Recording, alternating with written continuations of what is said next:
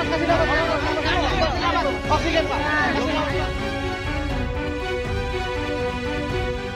Palu itu nggak ada peringatan, nggak ada sama sekali.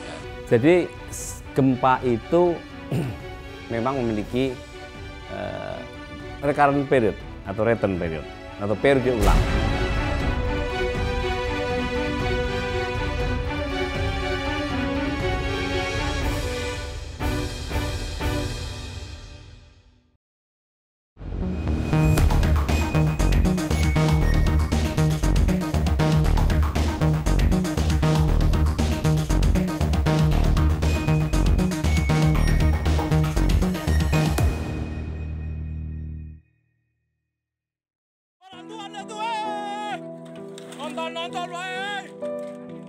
Gempa tektonik berkekuatan magnitudo 5,6 mengguncang Cianjur, Jawa Barat pada Senin 21 November pukul 13.21 waktu Indonesia Barat. Diketahui pusat gempa berada di wilayah Cigenang dengan kedalaman 10 km. Gempa yang berlangsung sekitar 30 detik ini sontak meluluh lantahkan ribuan bangunan yang berada di Kabupaten Cianjur. Bahkan guncangan gempa juga memicu bencana longsor yang merenggut nyawa puluhan jiwa warga. Yang paling penting setelah nanti evakuasi ini selesai, distribusi bantuan sudah bisa menjangkau ke semua lokasi, baru babak berikutnya adalah rehabilitasi untuk rumah-rumah yang roboh berat, sedang maupun yang ringan. Yang sudah saya sampaikan hari Selasa yang lalu, 50 juta untuk yang rusak berat, yang sedang 25 juta, yang ringan 10 juta. Berdasarkan data hingga Minggu 27 November 2022, Badan Nasional Penanggulangan Bencana atau BNPB mencatat total ada 321 orang meninggal dunia akibat gempa di Cianjur. Korban luka berat tercatat sebanyak 108 orang yang dirawat di beberapa rumah sakit. Sementara jumlah pengungsi yang terdampak mencapai 73.874 orang yang terdiri dari 33.713 pengungsi laki-laki dan 40.161 pengungsi perempuan. Di Desa Mangunkerta, Kampung Gintung, pasangan suami istri Budi Irawan dan Fitri harus merelakan kepergian Anissa, putri tercintanya. Anissa, sang buah hati yang baru berusia 4 tahun, ditemukan tim relawan dalam keadaan meninggal dunia akibat tertimbun material reruntuhan selama 3 hari. Jasad Anissa ditemukan di ruang tengah rumahnya dalam posisi terlentang. Menurut orang tua korban, saat gempa terjadi Anissa sedang berada di rumah bersama neneknya. Sementara orang tuanya bekerja.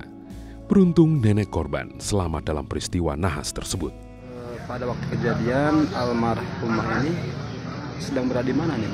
Lagi di rumah sama neneknya, karena saya kerja, jadi dia sehari-hari sama neneknya. Dulu berputar. Angkat kulkas berputar. Sementara itu di Desa Wangunkerta, Asrika ditemukan sudah tak bernyawa tertimbun puing-puing reruntuhan rumah dalam keadaan telungkup. Petugas dibantu masyarakat langsung menyerahkan jasad Asrika kepada keluarga untuk dimakamkan secara layak. Kami dari gabungan tim rescue menyerahkan jasad yang telah kami temukan untuk dimakamkan. Asrika ditemukan petugas di kedalaman 1 meter setelah 4 hari masa pencarian. Diketahui saat gempa berlangsung, Asrika sedang bermain di rumah kakeknya yang jaraknya berdekatan dengan rumah orang tuanya.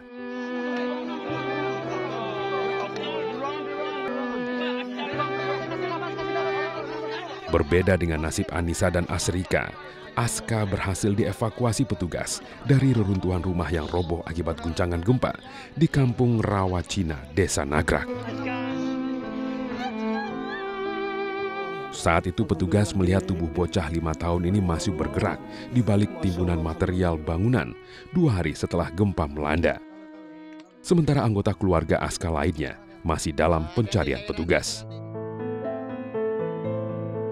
Untuk membantu evakuasi korban gempa Cianjur, BNPB menurunkan 3.175 tenaga kesehatan yang meliputi dokter umum, perawat, ahli gizi, bidan, apoteker, tenaga surveillance, dan tenaga kesehatan lingkungan.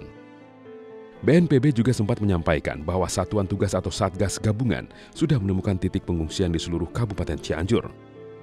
Secara keseluruhan ada 325 titik pengungsi yang tersebar di semua wilayah Cianjur. Dari total titik pengungsian, 183 diantaranya dapat menampung lebih dari 25 orang pengungsi. Sedangkan 142 titik lainnya merupakan pengungsian mandiri yang didirikan oleh masyarakat setempat dengan jumlah pengungsi kurang dari 25 orang.